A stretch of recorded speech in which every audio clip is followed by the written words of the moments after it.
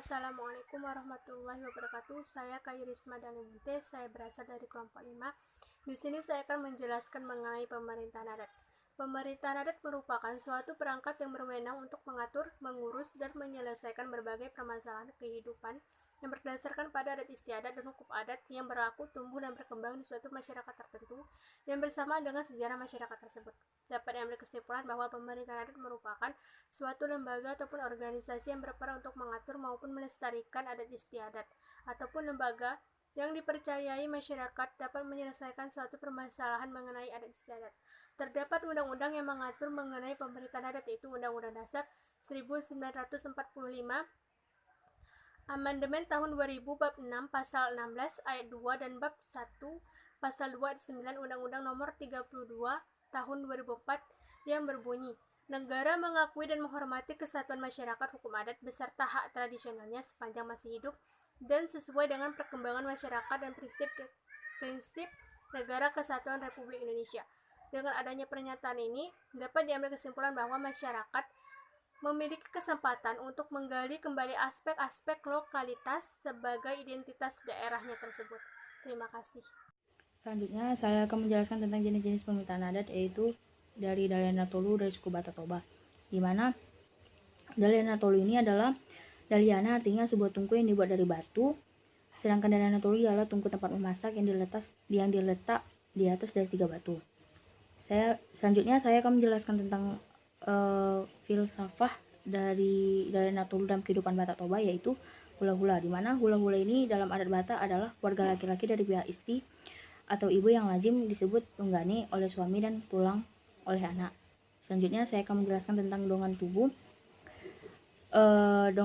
dan dongan sabutuha, di mana dongan tubuh dan dongan sabutuha ini merupakan dongan tubuh dalam adat Batak adalah kelompok masyarakat dalam satu rumpun marga sehubungan dengan kekerabatan dongan sabutuha.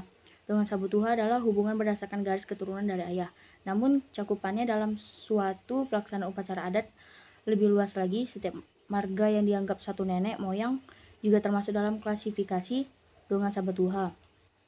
Dari kata dongan yang artinya adalah teman, sudah dapat diartikan bahwa kedudukan mereka adalah sejajar. Sabutuha adalah satu ayah dan satu ibu. Dan selanjutnya saya akan menjelaskan tentang sanina. Sanina ini mengandung arti persaudaraan kekerabatan, misalkan laki-laki dengan perempuan, perempuan dengan perempuan, di mana laki-laki dan perempuan ini tidak termasuk dengan sinina, di mana lelaki dan perempuan ini merupakan melainkan natulang. Selanjutnya saya akan membahas tentang boru, di mana boru ini ialah kelompok orang dari saudara perempuan kita dan pihak marga suaminya atau keluarga perempuan dari marga kita. Dalam kehidupan sehari-hari sering kita dengar istilah elek marboru yang artinya agar saling mengasihi supaya mendapat berkat pasu-pasu. Istilah boru dalam adat Batak tidak memandang status atau jabatan, kekayaan. Oleh sebab itu, mungkin saja seorang penjabat harus sibuk dalam suatu pesta adat Batak karena posisinya saat itu sebagai boru. Rakursi telu berarti ikatan yang 3. Rakursi telu juga memiliki arti bahwa seseorang dari individu masyarakat Karo tidak pernah lepas dari keluarganya. Namun, rakursi telu kadang juga disebut orang dengan dalihan si telu. Makna dari dalihan si telu ini menunjukkan bahwa untuk menjalankan kehidupan sehari-hari, masyarakat Karo tidak pernah lepas dari tungku api atau memasak. Sementara itu, rakursi telu juga mempunyai unsur-unsur. Yang pertama itu kalimbubu, yang kedua sembuya atau senina, yang ketiga itu anak beru. Kalimbubu itu berarti keluarga dari pihak laki-laki, dari pihak ibu. Sembuya atau senina berarti semarga dengan pihak dari laki-laki. Sedangkan anak beru berarti keluarga dari pihak ayah. Dalam rakursi telu, kalimbubu itu posisinya paling tinggi. Menurut masyarakat Karo, kalimbubu itu membawa berkat dan setiap nasihat-nasihat yang diberikan oleh seorang kalimbubu harus dipatuhi dan dilaksanakan. Rakursi Telu itu tidak jauh berbeda dari Dalihan Natolo, yaitu seperti Kalimbubu, Sembuyak, Senina, atau Anak Beru. Ketiga unsur itu sama-sama memiliki persamaan dan perbedaan. Yang membedakan hanya nama, derajatnya sama. Baiklah teman-teman, di sini saya akan menjelaskan tentang 3 tungku sajarang dalam suku Minangkabau. Kata 3 tungku sajarang adalah sebuah perumpamaan yang diterima suku adat Minangkabau dari nenek moyang mereka. Kata-kata ini adalah lambang dari 3 unsur kepemimpinan di Minangkabau yang sangat potensial, yaitu Ninik Mamak, Alim Ulama, dan Cadiak Pandai.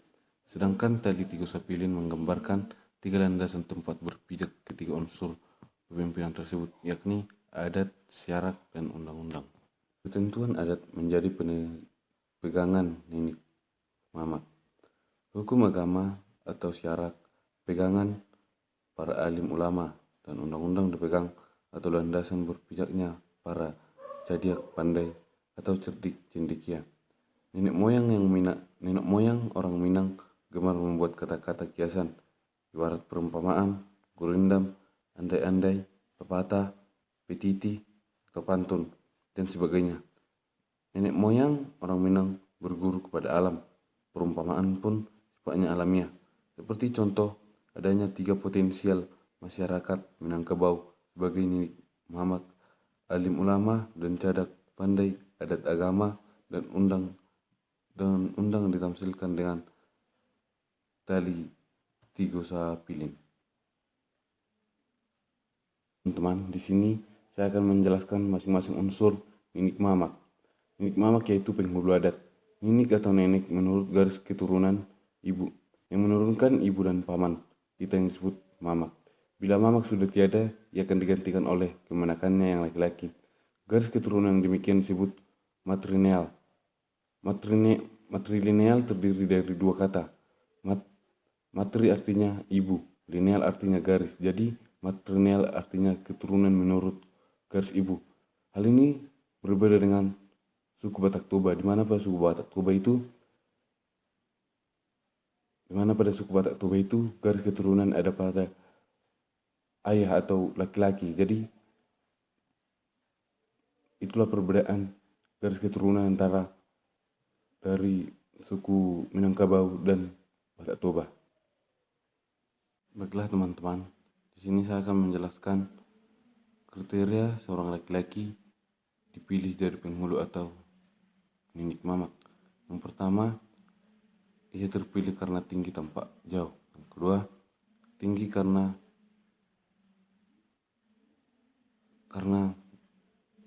disentakkan rueh atau ruas. Maksudnya dia tinggi bukan karena diganjal dengan kayu atau batu supaya tanaman menjadi tinggi. Dia tinggi karena mempunyai kelebihan dari orang lain. Maksudnya dia lebih berilmu, wawasannya lebih luas.